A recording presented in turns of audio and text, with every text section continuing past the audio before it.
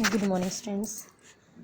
हम आ गए हैं मैनेजमेंट टॉपिक के ऊपर, जो हमारा लास्ट टॉपिक है। ठीक है, टाइप्स ऑफ इंफॉर्मेशन हम लोग कर चुके हैं, टीपीएस, एमआईएस, डीएसएस। ठीक है, एमआईएस को आज हम लोग थोड़ा एक्सप्लेनेशन में पढ़ेंगे क्योंकि ये बहुत ही इंपॉर्टेंट टॉपिक है आपका। तो नेक्स्ट टॉपिक आपका मैनेजमेंट। मैनेजमेंट का सभी बच्चों को पता है, आप लोग पढ़ भी चुके हो, +2 लेवल से ही आप लोग इस चीज़ को पढ़ रहे हो। प्रबंध मनुष्य, सामग्री, मशीन, धन, विधि, संदेश तथा गति के नए प्रयोग द्वारा संगठन के लक्ष्यों या उद्देश्यों को प्राप्त करने की प्रक्रिया है। सबको प्रबंध के कार्यों का भी पता है कि पहले हम लोग योजना बनाते हैं, फिर संगठन करते हैं, स्टाफिंग करते हैं, निर्देशन करते हैं और लास्ट में इसके ऊपर नियंत्रण करते हैं। नियोजन क्या करना था, कब करना, किसके द्वारा कैसे करना, ये निर्णय लेने की प्रक्रिया है।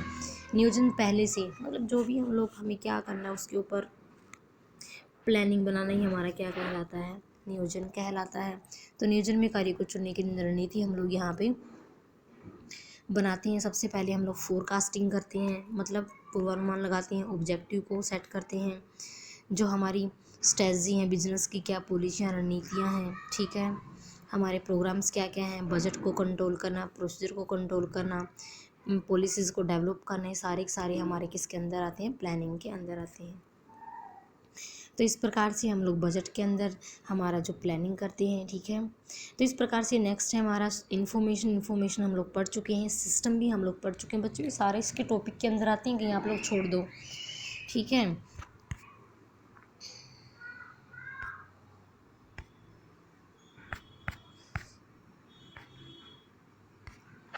तो इस प्रकार से हम लोग आगे पढ़ेंगे एमआईएस कैरेक्टरिस्टिक्स, एमआईएस की विशेषताएं। सबसे फर्स्ट है हमारा फ्लेक्सिबल का मतलब होता है एक संगठन हमारा क्या होता है, कॉन्टिन्यूस चलने वाली प्रक्रिया है। तो इसके अंदर हम इसके अंदर एमआईएस के अंदर चेंज भी कर सकते हैं।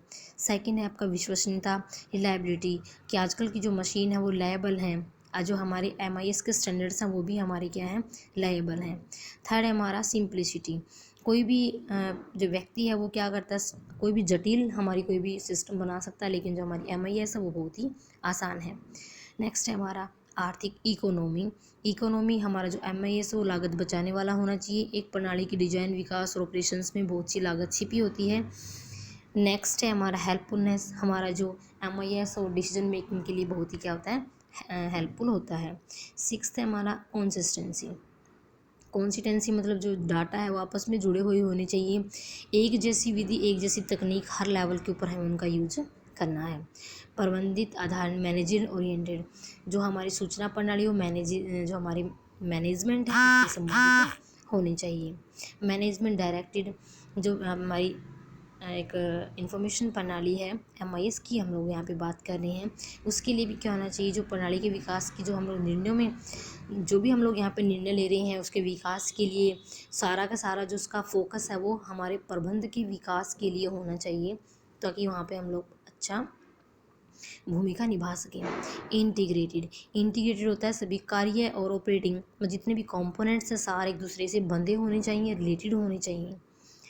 कॉमन डाटा फ्लो हमेशा कॉमन मतलब इनपुट से जाएगा, फिर प्रोसेस करेगा, फिर उसको क्या करेगा, आउटपुट का उपयोग करेगा। नेक्स्ट है हमारा हैवी प्लानिंग एलिमेंट, कठिन नियोजन तत्व। जो एमआईएस उसमें 3 से 5 साल का समय लगता है, लेकिन ये नहीं कि उसको हमें एमआईएस को बनाने में सदस्य जो हमारी संस्था है उसके उद्देश्य और फर्म की सहायता, फर्म की जो डेवलपमेंट है उसको ध्यान में हमें रखना चाहिए। उप प्रणाली के संदर्भ सब सिस्टम कॉन्सेप्ट, सब सिस्टम में भी यही होता है कि जो इसकी एंटिटीज़ हैं, ठीक है, और जो हमारे एट्रीब्यूट्स हम यहाँ पे यूज़ करें उसको सबको विभिन्न चरणों में बांटा हुआ जाना चाहिए। कॉमन डाटाबेस भी यही होता है कि उद्देश्यों को बिना साधारण डाटाबेस के पाने में हम लोग मुमकिन बनाते हैं। तो साधारण डाटाबेस, तो डाटाबेस का सबको पता है, कलेक्शन ऑफ इंटीग्रेटेड फाइल्स का हम लोग यहाँ पे यूज़ करते हैं। 14th पॉइंट है हमारा कंप्यूटराइज। ठीक है, कंप्यूटराइज मतलब एमआईएस जो हमारी इंफॉर्मेशन सिस्टम है वो बिना कंप्यूटर के नामुमकिन है, इसलिए हम लोग कंप्यूटर एप्लीकेशंस का यहाँ पे यूज़ करते हैं ताकि हमारा जो डाटा वो स्पीडली और एक्यूरेट हमें वहाँ पे उपलब्ध करवाया जाए। जो एमआईएस की जो अन्य मुख्य क्या है, जो हमारे क्लरिकल वर्क डिपार्टमेंट है वो क्या कर डाटा की शुद्धता को अनुरूपता देता है, तो इसलिए हमारा एमआईएस में कंप्यूटर प्रणाली बहुत ही ज़रूरी है। एक्सेप्शन बेस्ड, अपवाद आधारित,